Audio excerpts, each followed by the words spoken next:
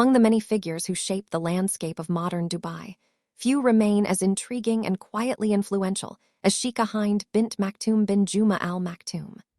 While much of the world's media focuses on the charisma and global presence of her husband, Sheikh Mohammed bin Rashid Al Maktoum, Vice President and Prime Minister of the UAE and ruler of Dubai, it is Hind who has remained a constant presence in his life for nearly 50 years. Her story stands apart from the turbulence that often shadows royal households, runaway wives, high-profile divorces, and shifting political alliances. Through all of this, Hind has remained in the palace, maintaining the dignity of her position, raising 12 of her own children and several foster children, and ensuring continuity within one of the world's most influential ruling families. Sheikha Hind was born on February 12, 1962, into the ruling House of Maktoum. Her lineage is significant. Her father, Sheikh Maktoum bin Juma, descended from Dubai's founding family, while her mother, Sheikha bint Said Al Maktoum, was the daughter of Dubai's former ruler, Sheikh Said II. Through this deep-rooted heritage, Hind was not only a princess by birth but also a symbolic continuation of Dubai's oldest royal bloodlines. Growing up inside palace walls, Hind received the kind of education expected of a royal woman raised under traditional Islamic values. Her upbringing was sheltered and conservative. She rarely appeared in public and was raised with the assumption that her role in life would be both private and monumental, supporting her family, protecting the dignity of the dynasty, and upholding traditions that had shaped the emirate for generations. Many who knew her as a child described her as gentle, thoughtful, and deeply devoted to her family long before she ever had one of her own. An interesting twist of fate is that Hind had known Sheikh Mohammed since childhood. Their families were interlinked not only politically, but also through kinship. Hind was both his maternal cousin and paternal second cousin. These close tribal connections made their eventual union almost inevitable. In 1979, when Hind turned 17, her parents and Sheikh Mohammed's parents agreed that the two would marry. At the time, Mohammed was already a well-established political figure. At 30 years old, he was head of Dubai's police force and the nation's defense minister, positions that placed him at the center of the Emirates' emerging federal structure. Despite his responsibilities, Mohammed had gained something of a reputation as a bachelor who enjoyed romance and adventure. 2 years prior, he had fathered a daughter, Manal, with a Lebanese woman named Randa. That affair had been widely whispered about in Dubai's elite circles. Many believed the marriage to Hind was intended to signal stability, to present both Dubai and the world with a picture of a responsible heir apparent who was ready to build a traditional royal family. Whether this was the motivation or not, what followed was one of the most extravagant weddings ever recorded. Dubai in the late 1970s was experiencing newfound wealth from oil exports, and the ruling family wanted the world to see the Emirates' potential. What better way to demonstrate prosperity than a royal wedding that surpassed anything the region had ever seen? A massive sandy field near the Zabil Palace was transformed into a temporary celebration ground. Workers cleared and fenced the area, installed elaborate lighting systems, and constructed a 20,000-seat stadium solely for the event. Only VIP guests were permitted to sit inside. Hundreds of thousands of ordinary people gathered outside to witness the spectacle. The wedding unfolded more like a national festival than a personal ceremony. For days, the emirate offered free food, entertainment, and public celebrations.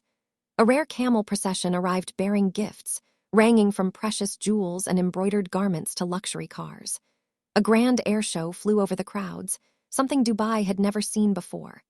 Camel races were held in honor of the couple, and Sheikh Mohammed himself competed and won, dedicating his golden trophy to his new bride.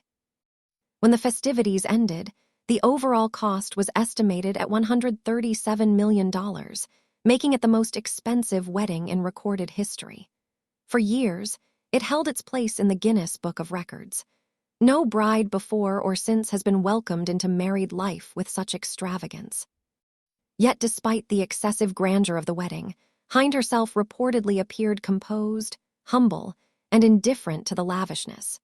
Those close to her said She was far more concerned with fulfilling her duties as a wife and future mother than with diamonds and parades. After the wedding, Hind withdrew from the public eye almost entirely, dedicating herself to family life. Over the next 20 years, she gave birth to 12 children, a feat that alone would be extraordinary even without the responsibilities of royal life. Her first child, a daughter named Hessa, was born 1 year after the wedding. Her first son, Rashid, followed a year later. Rashid, the eldest son, was groomed from childhood to be Sheikh Mohammed's successor. Hind poured her heart into raising him, ensuring he received not only royal education, but also military training, discipline, and compassion. Rashid grew into a respected young man, an athlete, leader, and admired figure among the Emirati people. However, tragedy struck in 2015 when he died unexpectedly at the age of 33 from a heart attack. His loss devastated the royal family, especially Hind, who had invested so much love and hope in her eldest son. Yet she continued to care for her other children with the same unwavering dedication. Hind's household grew even larger as she adopted several children from charitable organizations. Some of these children were orphans. Others were the offspring of Sheikh Mohammed from different wives.